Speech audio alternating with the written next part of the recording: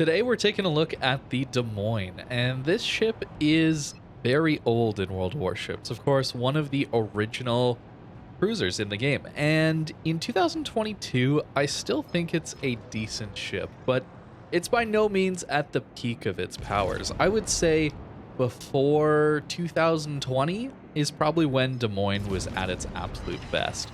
Maybe even a little earlier than that. It really comes down to the amount of extremely fast reloading Overmatch battleships. We've had a ton of 457mm battleships come into the game, and more recently, we've had some very fast reloading ones. The Republic's been in for a while, obviously, but the Preußen has basically the same reload and retains that amazing Overmatch ability.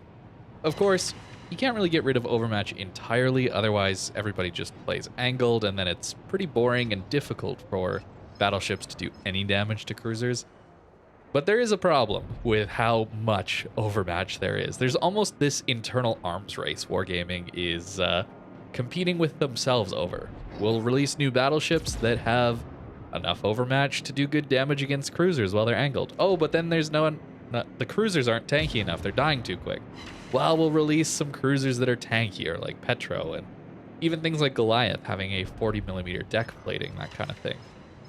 Or then it's back to battleships needing more Overmatch and ability to do damage to some of these cruisers. It's ridiculous. So I want to know how good Des Moines is in 2022. And in this game, I do really, really well. And you notice how much damage the armor piercing is actually doing to this Montana. Solid 5,000 damage salvos when he's broadside. This is really crucial in Des Moines gameplay, is making use of the armor piercing. It's so good. It does a lot of damage, it's very reliable, and of course it has those improved pen angles, so I do try to make use of it quite a bit. Des Moines can be also a great fire starter, so using both ammo types is really, really, really nice to have. It's just a good all-around cruiser with really, really excellent guns. Unfortunately though, these guns don't have very much range, and they also lack shell velocity. So given that I haven't played this ship a ton, you're gonna see me miss a lot of shots in this video, especially right here where we're just failing to hit this Montana. I just haven't played it too much recently. As you play this ship more, you'll get used to the arcs, and it's going to be a really good time. Honestly though, Des Moines is a ship that I will constantly be recommending to newer players because it's just a good overall cruiser. It's got radar, it's got decent armor, it's got plenty of healing, it's got a hydro or defensive fire, it's got really fast firing guns. It's a fun ship to play, and I think as far as the ship goes, it's not very gimmicky oriented. Where some other ships like Venezia kind of have to know that hit and run playstyle, making use of that gimmicky fuel smokescreen. Whereas Des Moines is great in these closer range positions, using islands to farm people at longer ranges.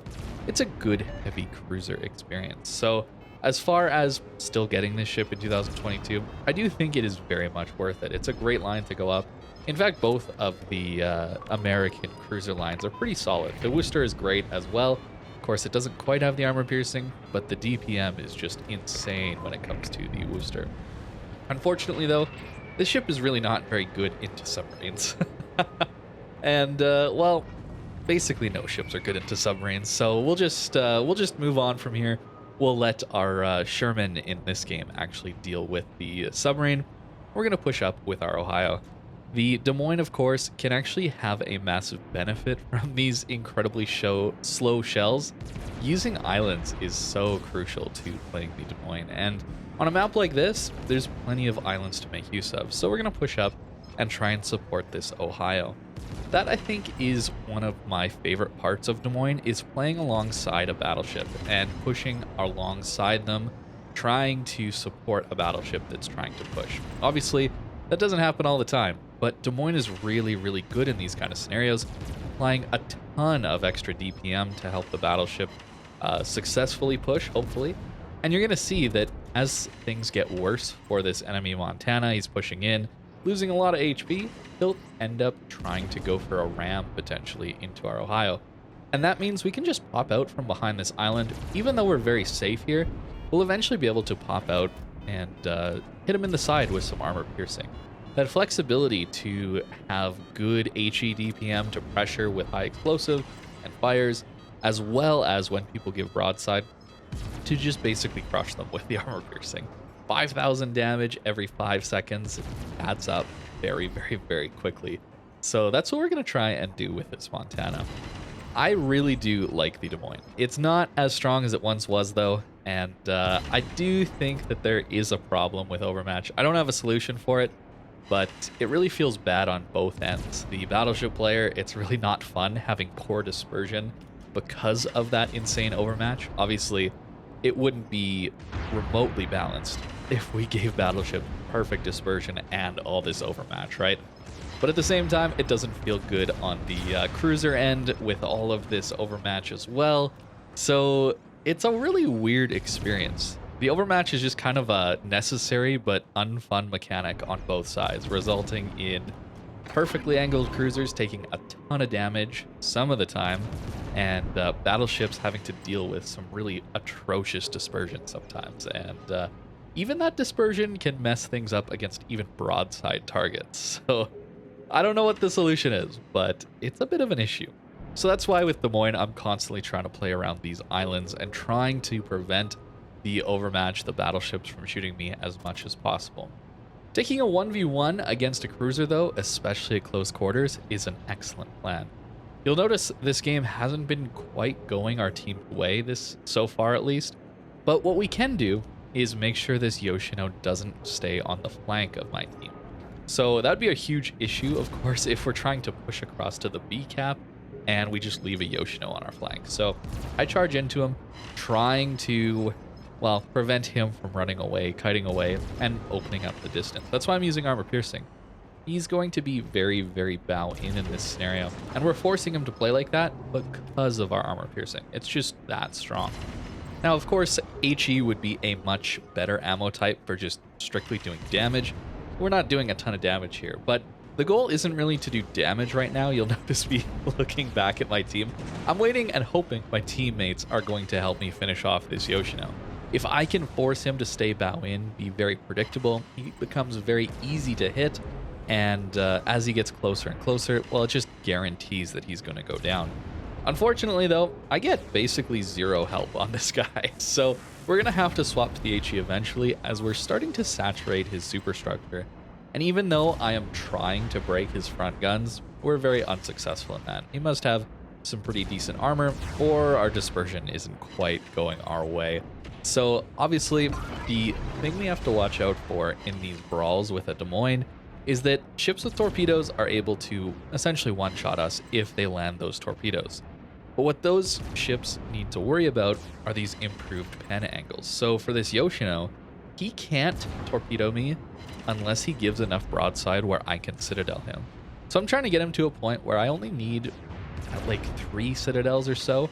When he goes for that turn to try and torp me at close range, I want to be able to citadel him before he gets the angle for those torpedoes. If you're wondering why I was so bow in here, I was trying to make use of the Yoshino's poor dispersion to make him miss more shells. That's what I was trying to go for as well, trying to stay alive as long as possible. And now he goes for the turn, and there it is.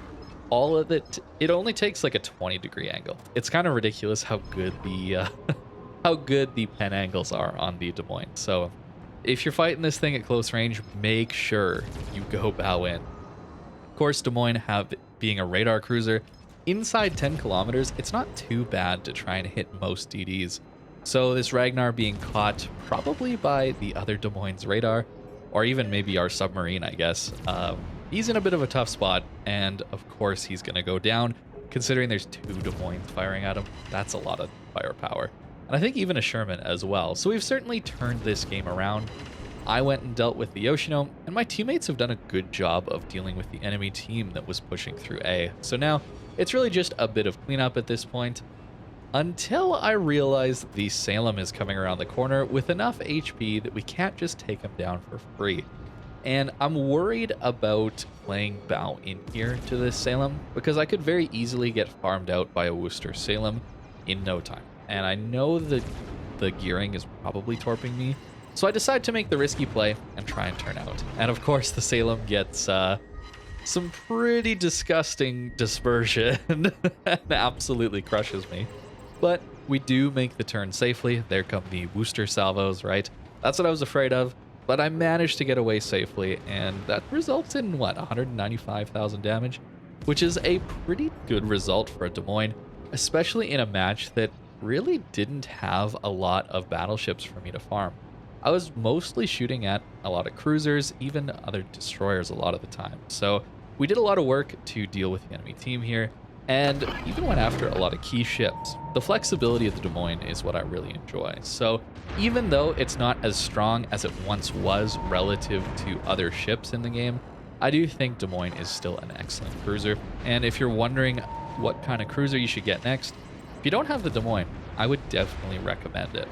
The only thing you have to consider, though, is that the grind can be a little bit painful at the tier 9. I think the Buffalo is a bit of an awkward ship to play through, but once you're through that one, the Des Moines is very, very much worth it, as we managed to take out the gearing, and that is going to be 218,000 damage, and the base XP is really going to show how much damage and how much utility we were provided for our team. And yeah, 3.2 thousand base XP, with no one else on our team even breaking 2,000. For the build I'm running on the Des Moines, it's just a pretty standard build outside of the heavy AP. I'm really trying out the armor-piercing focus on this ship at the moment, and that's why I'm kind of going for that. It results in some pretty good alpha damage here with 5,250 if we get citadels, and of course, it basically functions as a 5% DPM increase when we're using AP. And I do think AP is a really, really good option on this ship. You'll notice I'm also running Survivability Expert, Concealment, Superintendent, all these things to just try and keep me alive. I'm also running Adrenaline Rush. If I had more points, I probably would just swap out Heavy AP for Top Grade Gunner.